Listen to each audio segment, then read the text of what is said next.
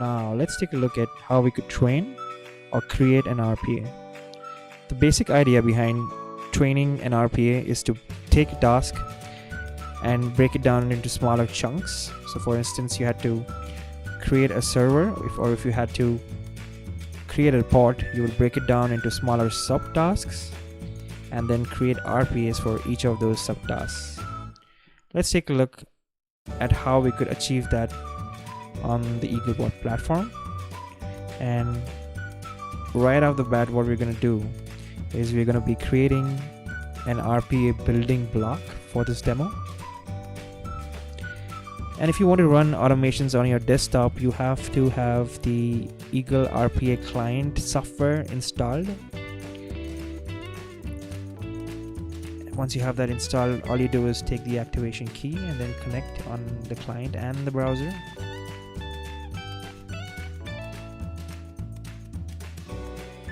Yeah, and that's how simple it is to connect.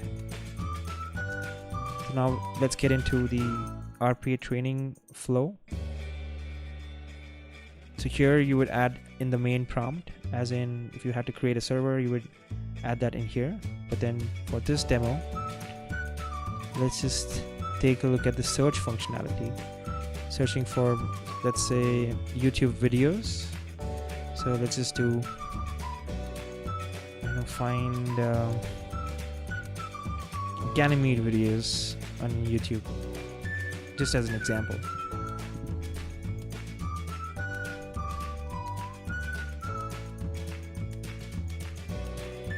It does pick up some of the entities on its own, but then if you have something specific, such as in this example, I do have a search query that is Ganymede videos, so I'm going to add that specifically, and that's really important for the search to work correctly, and you'll see in a bit why.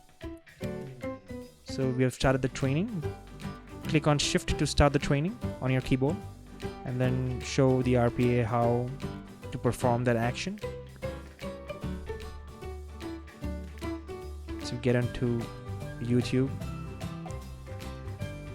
and search for Ganymede videos.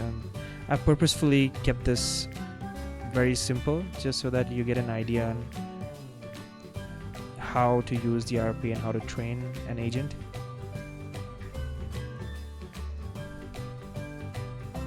You click on Escape to stop the RPA anywhere during your training session. The escape key on your keyboard, that is, and then you can replay it just to verify whether the RPA registered all events accurately.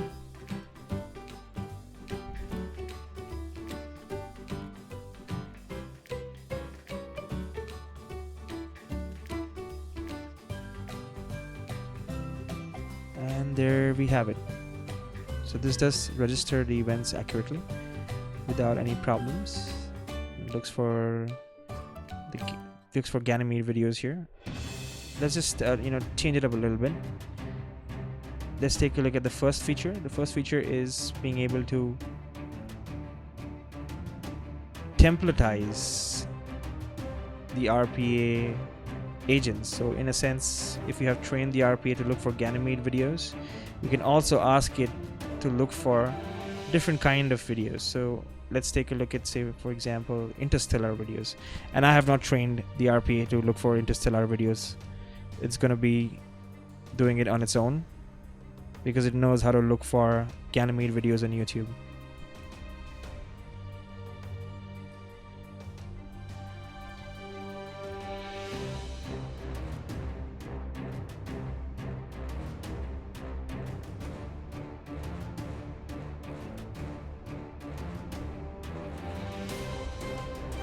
So this gives you a lot of control in terms of setting up your RPA agents and making sure that your RPA agents do not go haywire on your system. So it did successfully look for Ganymede videos, and let's just take another example. Let's look for a different set of videos, music videos.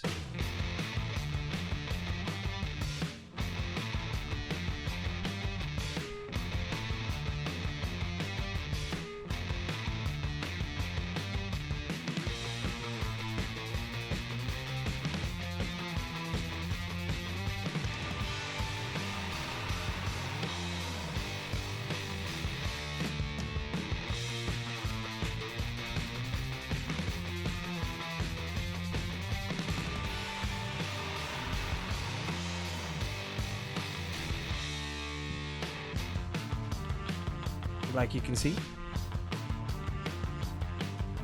we have an RPA agent that has been trained. I'm looking for videos on YouTube. In this demo, we'll take a look at a couple of features. One is the magic prompts. That's very simple to understand.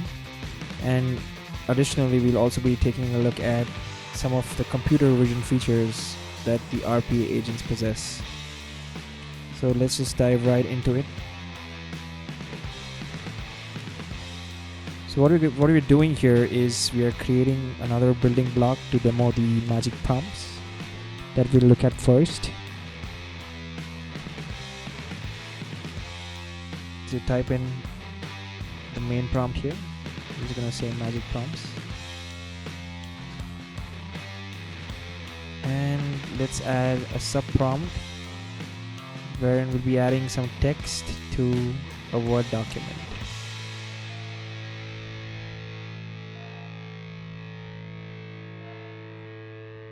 We click on the training initialization button and hit shift once you're ready to start training. Get into the Word document by clicking on the icon on the taskbar and type in a prompt. So this is a prompt that I'm typing in. This is not the actual content, but then I'm looking to generate it using AI, and the shortcut for that is to click on or to hit both the left shift and the right shift together. That's a shortcut. I did that and hit on escape. That's stopping the training right now. And when you play the RPA, you'd see that it's gonna add in content that's dynamically generated. So you could add in content anywhere on your desktop, in any document or an email. So it's as simple as that. You type in a prompt and then hit on left shift and right shift together to dynamically generate content. And the fun part is that, you don't have to do that. You're not stuck to that content. So let's just move this icon a little bit just to show you the computer vision capability. So what we are looking to do here is to make sure that, first of all, the RPA identifies the new location, and we're also going to be changing the prompts, the dynamic prompts. So let's just say we want to prepare a short food menu instead of writing a letter to John to meet tomorrow at 9 p.m. right? So let's just play this and see. First of all, it has to locate the new location of the icon on the taskbar, and it did that, and now it's also creating different content, any content that you like.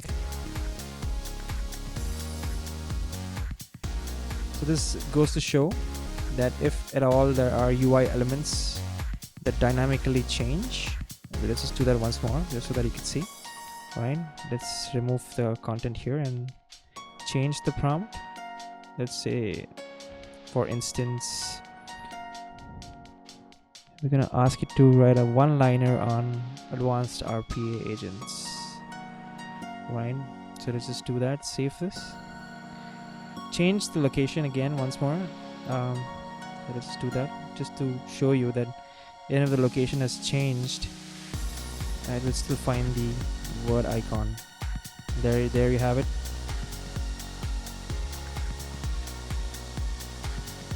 So it does both. It dynamically generates content anywhere on your desktop, and it can identify changes in any of the UI elements. And that's all, folks, for this video.